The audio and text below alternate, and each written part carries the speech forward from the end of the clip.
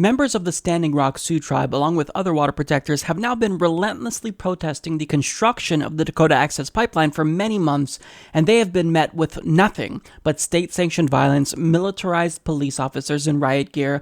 They've been attacked by guard dogs of armed mercenaries, and just when you thought that it couldn't get any worse, it did.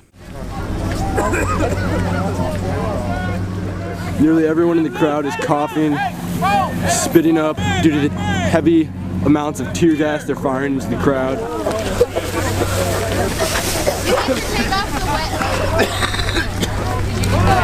Here on the front line, Standing Rock DAPL protest. This is a medic. So basically we have water cannons that are aimed towards our water protectors. So we're having severe cases of hypothermia.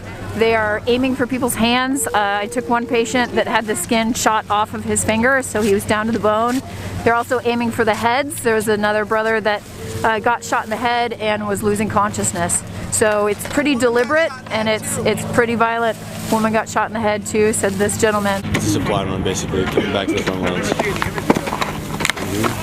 Shooting smoke bombs and getting into the ground, and we were trying to throw them back, but it's too hot and it's getting into our face, and they're just spraying over there with cold water, freezing cold water, and keep on gassing people, keep on macing people.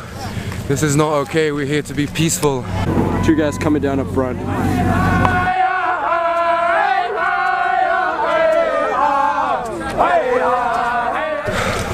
We're not here for violence, and they're responding with violence and cruelty. We got water? Yeah, but we only have one. I'm gonna say, is your truck up here? Oh, yeah, the white Tahoe. I'll get it, bro.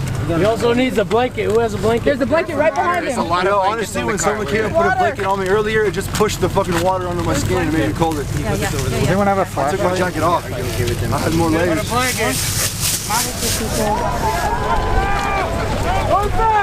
Two guys hitting the crowd. My name is Emily Whitehorse. What's happening here? We were doing a peaceful action at the bridge, and the police arrived in full riot gear and started shooting water at us. It's near freezing out. People are freezing on their coats. And I mean, we're just protecting the water, and the police are working for DAPL right now and armed like military. You're breaking humanity rules, laws of humanity. We gather in peaceful prayer and you attack us with rubber bullets, armed bullets, concussion grenades, tear gas and tanks. It's okay, because us as Native people, we're not going to go anywhere. This isn't the first time we've been shot at, and it won't be the last. Now, after watching this, I am genuinely worried about the safety of the protesters. So please, if you are out there, be safe, take precautions. I don't want to say this, and I hope that I'm wrong, but with the way that things are going, somebody is going to end up getting killed. And I hope that that's not the case. But these people are putting their lives on the line because water is life. And you shouldn't have to fight for clean drinking water in the 21st century in a first world country, yet these people are having to do that all because an oil company wants to profit off of the destruction, potentially, of their water supply.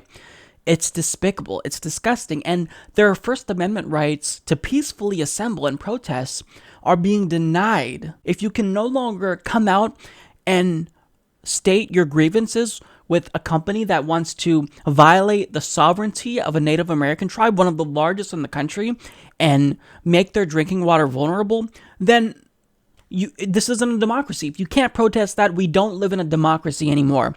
Now, according to The Intercept, after this incident, 300 people were treated for injuries and 26 were taken to a hospital. And get this, a 21-year-old woman might literally lose her arm after being shot with a concussion grenade. A state government literally threw a concussion grenade at a peaceful protester. I don't even know how to respond to this. You know, what's happening in our country? You look at the election and you see how that was just a huge debacle, but looking at the state level and how money has infiltrated politics and how the state of North Dakota is literally doing violence against protesters at the behest of a greedy oil company, it's just so appalling to me. It's so appalling. Now, I'm going to put a link to the GoFundMe page of this girl so that way we can help her out because she's 21. I mean, she's doing what she believes in. She's standing up for drinking water that's clean. Again, we shouldn't have to fight for this. This is 2016. Now, the leader of the Standing Rock Sioux tribe, Dave Archambault II, I'm probably mispronouncing his name, but I just want to get the message out there. He actually called on President Obama to halt the construction of the pipeline. He states the easement to build the unsafe Dakota Access Pipeline has not been granted, but under the cover of darkness, North Dakota law enforcement continues to engage in unlawful and dehumanizing tactics to subdue peaceful water protectors with tear gas and water cannons. Live video footage on Facebook this Sunday night clearly document that North Dakota's law enforcement and government officials have sanctioned aggressive acts in failed attempts to disperse water protectors who have the right to demonstrate against and report on this failing project. It's time for President Obama to condemn these tactics and this pipeline. Our culture, our children, and our homelands have repeatedly been stolen from us. We are deeply saddened that despite the millions of Americans and allies around the world who are standing with us at Standing Rock, a single corporate bully backed by U.S. government taxpayer dollars through a militarized law enforcement continues to be sanctioned by aggressive, unlawful acts.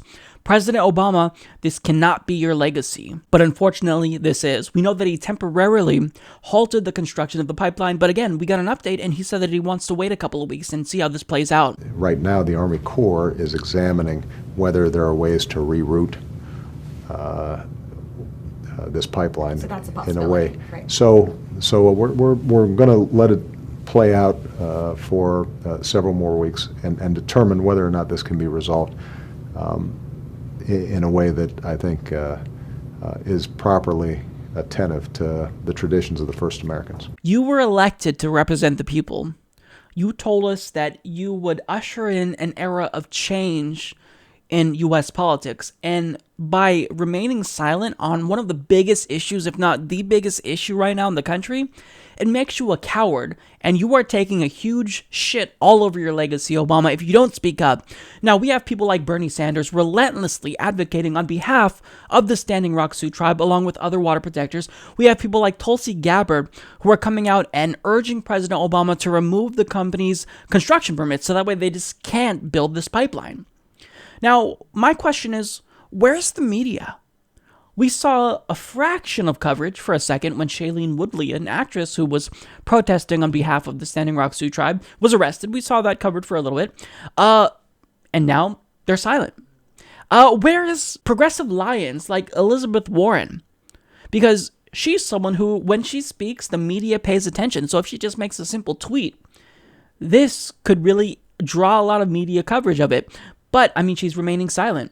And anyone who is a progressive or claims to be a progressive and doesn't speak out, please speak out. I'm not saying this to be critical of Elizabeth Warren or other progressives.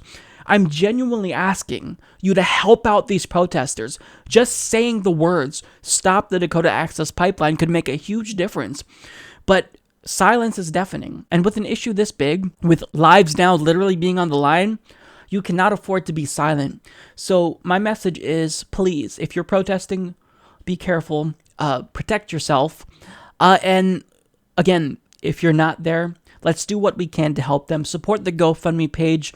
Support the Standing Rock tribe monetarily. If you could submit a donation, that would be greatly appreciated right now, I'm sure, because they need everything they can get. We have helped foot the legal fees for people who were arbitrarily arrested, and now I think we can help with this girl and her medical bills. And look, overall, we've got to come together as a country. I don't care what your political affiliation is, and reject this pipeline, because not only does it violate the sovereignty of the Standing Rock Sioux tribe, but I'm tired of these oil companies putting our water at risk for profit. It's not acceptable. So again, we've got to come together and do what we can to stop this.